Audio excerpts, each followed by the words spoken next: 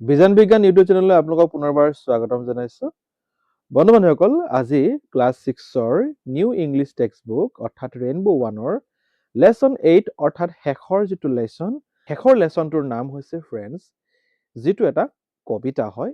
এই কবিতাটো কবিতাটো মই প্ৰথমতে তোমালোকক পঢ়ি দিম আৰু তাৰ পিছত মই অসমীয়াত ধুনীয়াকৈ বুজাবলৈ চেষ্টা কৰিম। তো বন্ধু বান্ধৱীসকল, প্ৰথমতে ষ্টেঞ্জা 1টো চোৱা। ষ্টেঞ্জা 1 মানে প্ৰথম চাৰিশাৰীক আমি ষ্টেঞ্জা বুলি ক'ম। এই ষ্টেঞ্জাটোত কি কোৱা হৈছে এবাৰ আমি চাই লওঁ। হাউ good to lie a little while and look up through the tree. The sky is like a kind big smile bend sweetly over me. এই কবিতাটো বুজিবলৈ তোমালোকে এই পিকচাৰটো এবাৰ চোৱাচোন। এই পিকচাৰটোত কি কৈছে বা পিকচাৰটোৰ পৰা আমি কি বুজি পাইছোঁ, খুব ধুনীয়াকৈ এগৰাকীয়ে ইয়াত শুই আছে, শান্তি মনেৰে শুই আছে আৰু এইগৰাকীয়ে হৈছে কবি। কবিয়ে এই ধৰণে নিজকে কল্পনা কৰি কথাখিনি কৈ আছে। তাৰমানে গছৰ তলত এগৰাকী ছোৱালীয়ে বা গছৰ তলত কবিয়ে শুই পিনে কথাটো চিন্তা কৰিছে। কি বুলি কৈছে? হাউ good to lie a little while. অকমান সময়ৰ কাৰণে যদি মই গছৰ তলত যদি পৰি থাকোঁ, খুব ভাল হ'ব। And look up through the tree, আৰু গছৰ যোগেদি মই চাম। The sky is like a kind big smile. মানে গছৰ ইফালে থকা যি আকাশখন আছে, সেই আকাশখন দেখিবলৈ খুব প্ৰকাণ্ড ডাঙৰ এটা হাঁহি বুলি কৈছে। অৰ্থাৎ ক'ব কি বিচাৰিছে যে আকাশখন ইমান ধুনীয়া ধৰণে আছে যেন এনেকুৱা লাগিছে যে আকাশখনে হাঁহি আছে। বেণ্ড চুইটলি অভাৰ মি, যি নেকি মানে আমাৰ চাৰিওফালে কি হৈছে, হাউলি আছে খুব ধুনীয়াকৈ, খুব মৰম লগা ভাৱে আকাশখন হাউলি আছে বুলি কবিয়ে ক'ব বিচাৰিছে। তাৰপিছত কবিয়ে কৈছে, the sunshine flickers through the lace of leaves above my head.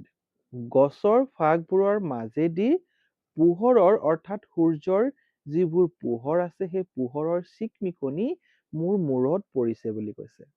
And kisses me upon the face like mother before bed. মায়ে যেনেকৈ শোৱাৰ আগত মোক এটা চুমা খাই লয়, ঠিক একেধৰণে এই সূৰ্যৰ পোহৰটোৱে মোৰ কপালত মৰমতে চুমা খাইছে বুলি ক'ব বিচাৰিছে এই লাইনটোৰ জৰিয়তে। নেক্সট, তাৰপিছত কি কৈছে, থাৰ্ড যিটো ষ্টেঞ্জা আছে তাত কবিয়ে কি কৈছে? The wind comes stealing over the grass. Wind মানে কি হয়? বতাহ। বতাহে কি কৈছে? মনে মনে ঘাঁহৰ ওপৰেদি উৰি উৰি গৈ আছে। To whispers pretty things. আৰু ঘাঁহৰ মাজে মাজে বৈ থকাৰ সময়ছোৱাত কি কৰিছে? ফুচফুচাই কিছুমান ধুনীয়া কথা ঘাঁহনিৰ লগত এই বতাহজাকে পাতি আছে বুলি কবিয়ে ক'ব বিচাৰিছে। And though I cannot see him pass, যদিও মই বতাহক দেখা পোৱা নাই, গৈ থকা দেখা পোৱা নাই, I feel his careful wings. মই এই বতাহৰ যিটো মৰম লগা বা বৰ কেয়াৰফুল যিবোৰ উইংছ আছে, পাখি, ইয়াত পাখি বুজোৱা নাই, এই যে বতাহবোৰে যে ইমান ধুনীয়াকৈ মধুৰভাৱে যে বৈ গৈছে, সেইখিনিক মই অনুভৱ কৰিব পাৰিছো বুলি বুজাব বিচাৰিছে কবিয়ে এই লাইনটোৰ জৰিয়তে। নেক্সট, তাৰপিছৰ একেবাৰে শেষৰ যিটো ষ্টেঞ্জা, তাত কি কৈছে? So many gentle friends are near. Near মানে কাষত, gentle মানে হৈছে নম্ৰ ভদ্ৰ। মানে এনেকুৱা gentle friends আমাৰ আশে পাশে বহুতো আছে। Whom one can scarcely see. যাক নেকি আমি হয়তো দেখা নাপাবও পাৰোঁ। A child should never feel a fear.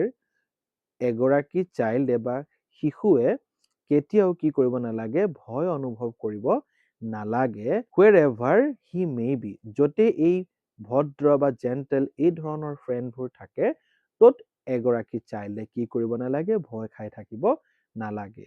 এইবোৰে আমাৰ বন্ধু বুলি কৈছে, ভাল বন্ধু বুলি কৈছে। প্ৰকৃতিৰ ভাল ভাল বন্ধুবোৰ কোনবোৰ তেতিয়াহ'লে? সূৰ্য, গছ-গছনি, যিবোৰ আকাশ, সেইবোৰকে ইয়াত ফ্ৰেণ্ড বুলি ক'ব বিচাৰিছে। আল্টিমেটলি কবিজনে আমাক বুজাব বিচাৰিছে যে প্ৰকৃতিয়ে আমাৰ আচল বন্ধু। আৰু ইয়াৰ কবিজনৰ নাম হৈছে এভি ফেয়াৰৱেল ব্ৰাউন।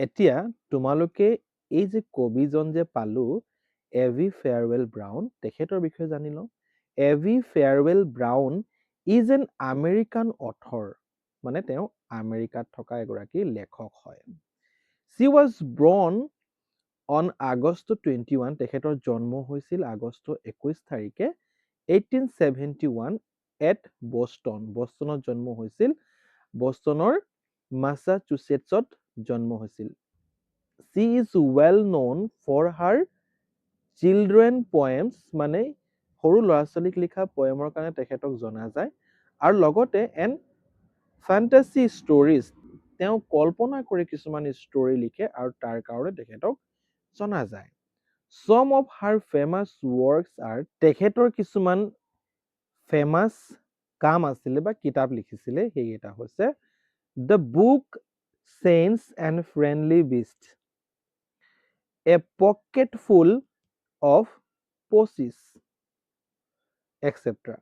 She died আৰু তেখেতৰ মৃত্যু হৈছিল মাৰ্চ 5, 1927 at বষ্টন বষ্টনতে তেখেতৰ মৃত্যু হৈছিলে আৰু তেখেতৰ মৃত্যু হোৱা প্লেচটোৰ নাম হৈছে মাছাচুচেটছ একে মানে বষ্টনত জন্মও হৈছিল আৰু তেখেতৰ তাত মৃত্যুও হৈছিল ইয়াৰ পিছত আমি let's learn what the following words means in the poem এই কবিতাটোত কিছুমান শব্দ ব্যৱহাৰ কৰা হৈছিলে সেইবোৰ এবাৰ বুজি লওঁ যেনেকে bend land in a particular direction তাৰমানে হাউলি থকা বুজাইছে ক'ৰবাত কোনোবা চাইডে বেকা হৈ থকাটোক কোৱা হৈছে ফ্লিকাৰ্ছ মানে হৈছে গ্লিমাৰ্ছ মানে উজ্জ্বলতা বা স্পাৰ্কছ বা চিকমিকনি কিবা এটা বস্তু ষ্টিলিং মানে চিক্ৰেটলি মুভিং তাৰমানে মনে মনে যোৱাটো কথা কৈ আছে উইস্পাৰ্ছ মানে হৈছে মাৰমাৰ মানে হৈছে কি মানে মনে মনে ভুৰভুৰাই থকা কথাটো কৈছে তাৰমানে বা আমি টক চফলি ইন দ্য এয়াৰ তাৰমানে মনে মনে কাণত কোৱাটো কথা কৈছে